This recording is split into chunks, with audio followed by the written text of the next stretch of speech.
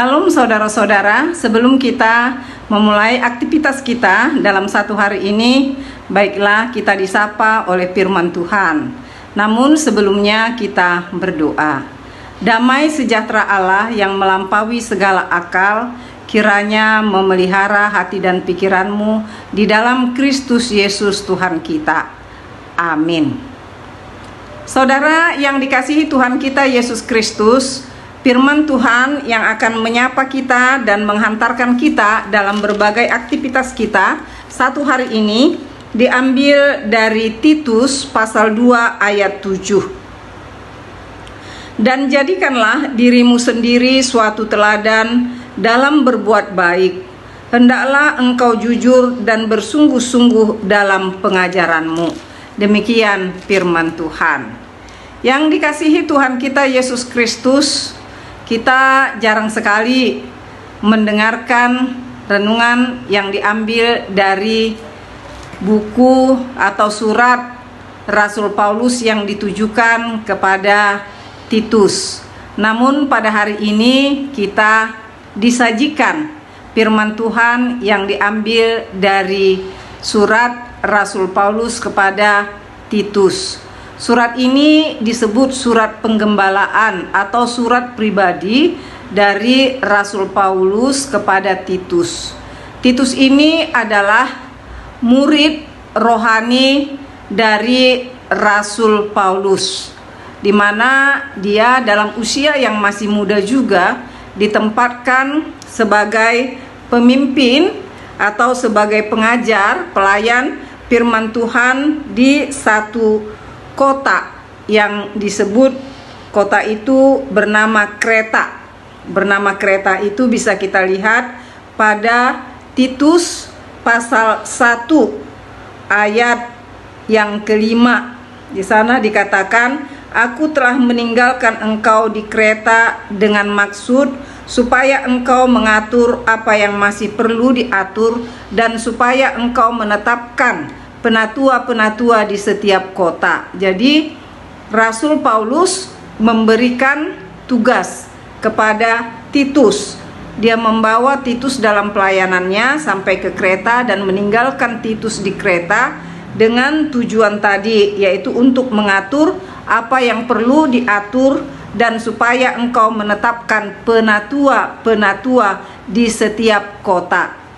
Saudara yang dikasihi Tuhan kita Yesus Kristus, tentu tugas seperti ini bukanlah tugas yang gampang untuk dilakukan oleh Titus.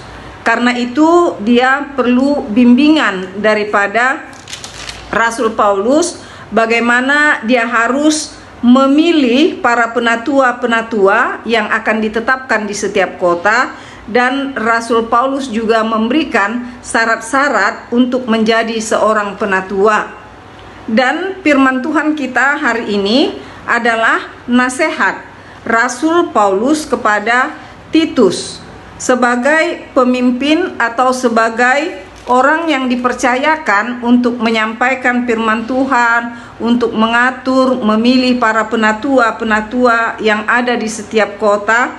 Tentu Titus harus terlebih dahulu memberikan teladan atau memberikan contoh-contoh yang baik, iman yang sungguh-sungguh percaya kepada Tuhan kita Yesus Kristus. Sebab itu Rasul Paulus di sini mengatakan, jadikanlah dirimu sendiri suatu teladan dalam berbuat baik. Yang dikasihi Tuhan kita Yesus Kristus, untuk menyampaikan firman Tuhan atau untuk mengajari orang lain tentang firman Tuhan, untuk menjadi percaya kepada Tuhan Yesus Kristus, bukanlah satu pekerjaan yang gampang, bukanlah suatu pekerjaan yang enteng. Tetapi kita harus terlebih dahulu meneladani Kristus. Kita harus terlebih dahulu mencontoh, meniru kehidupan Tuhan Yesus Kristus pada waktu Dia di dunia ini. Sehingga pada saat kita memberitakan tentang firman Yesus, orang lain akan melihat siapa diri kita, dan orang lain juga akan bercermin dari diri kita sendiri. Itulah sebabnya Rasul Paulus di sini mengingatkan Titus agar terlebih dahulu dia menjadikan dirinya suatu teladan. Jadi dirinya terlebih dahulu menjadi teladan agar dia dapat membimbing, memimpin orang lain untuk dapat berbuat baik. Lalu kemudian dikatakan, hendaklah engkau jujur dan bersungguh-sungguh dalam pengajaranmu. Kejujuran adalah salah satu syarat untuk melayani Yesus dengan sungguh-sungguh. Kejujuran adalah satu syarat untuk membawa orang lain percaya kepada Tuhan kita Yesus Kristus. Bagaimana kita mau menyampaikan firman kebenaran, firman tentang Yesus Kristus kalau kita tidak hidup di dalam kejujuran? Itulah sebabnya Rasul Paulus meminta kepada Titus di sini agar dia dapat menjadi teladan, agar dia hidup jujur, lalu kemudian dia pun harus bersungguh-sungguh dalam pengajaranmu. Tentu ini juga adalah merupakan syarat bagi orang-orang yang memberitakan firman Tuhan.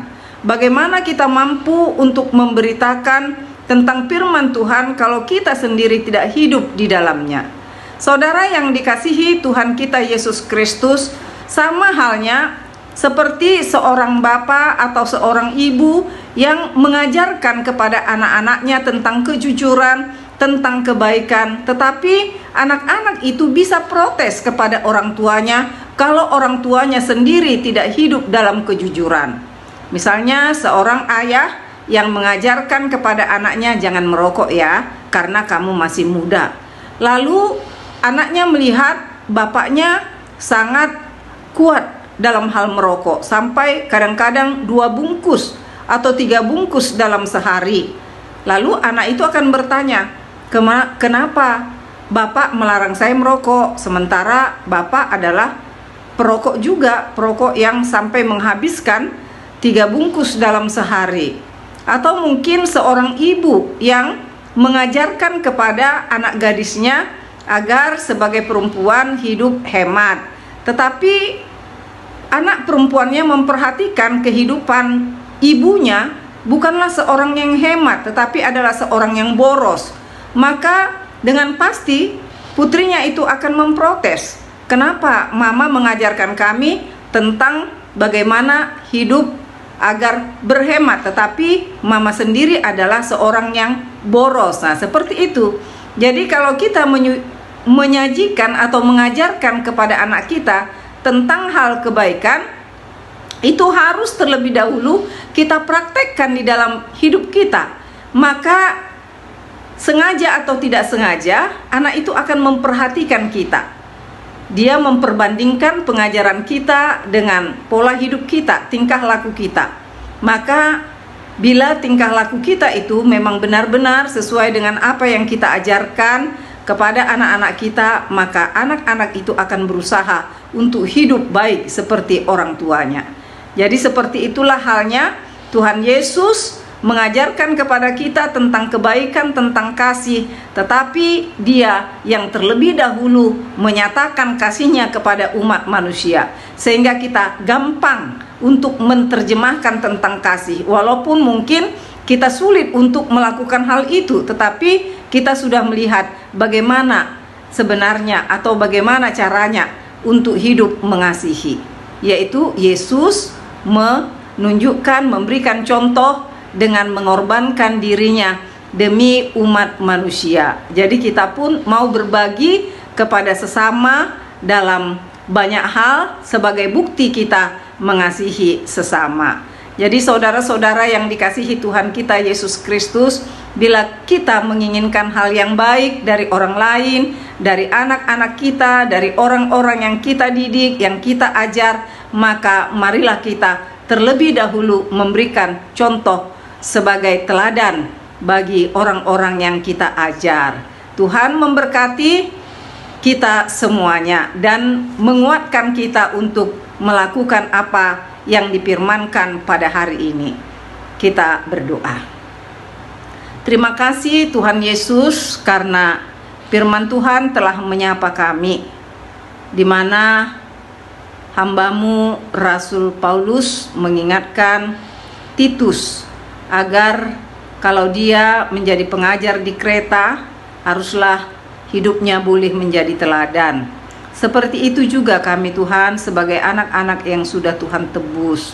Tuhan Yesus, pimpinlah kami agar hidup kami mencerminkan kebaikan, seperti Tuhan Yesus yang sudah memberikan contoh-contoh bagi kami sebagai pengikutnya. Mampukan kami Tuhan.